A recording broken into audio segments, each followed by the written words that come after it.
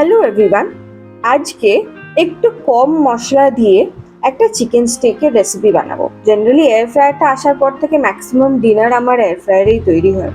তো তার জন্য আগেই একটা বাটিতে যে কোনো নিউট্রাল অয়েল নিয়ে নেব।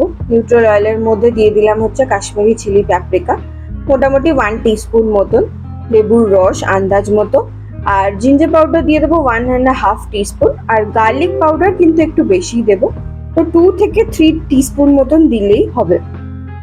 গার্লিক পাউডারটা দিয়ে নেবার পর আন্দাজ মতো নুন দিয়ে দেব।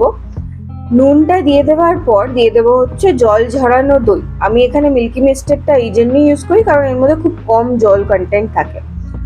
তো এই দইটা দিয়ে নেওয়ার পর মিক্সচারটাকে ভালো করে মিক্স করে নিতে হবে। তারপরে চিকেন ব্রেস্টটাকে টাওয়েল দিয়ে একটুখানি ময়েশ্চারটা তুলে নেওয়ার পর ফর্ক দিয়ে একটুখানি হোলস করে দেবো যাতে মিক্সচারটা ভালো করে ওর মধ্যে সোক হয়ে যায়।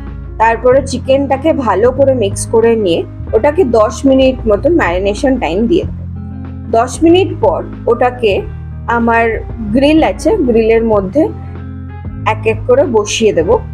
চিকেন স্টেকটাকে বসিয়ে দেওয়ার পর ওর মধ্যে যে এক্সট্রা আমাদের মিক্সচারটা বেঁচে আছে ওটা ওপর থেকে আরেকটুখানি লাগিয়ে দেবো, দিয়ে তারপরে হালকা একটু অয়েল ড্রিজল করে দেবো ওর ওপরে।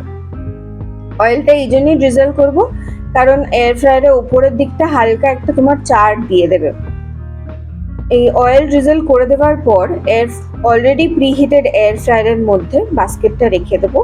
এইটা এখন রান্না হবে 190 ডিগ্রি সেলসিয়াসের জন্য 15 মিনিট। তো ফার্স্ট 10 মিনিট এক পিঠ হবে আর লাস্টের 5 মিনিটটা চিকেনটাকে বার করে টার্ন করে দিয়ে হতে দেবো।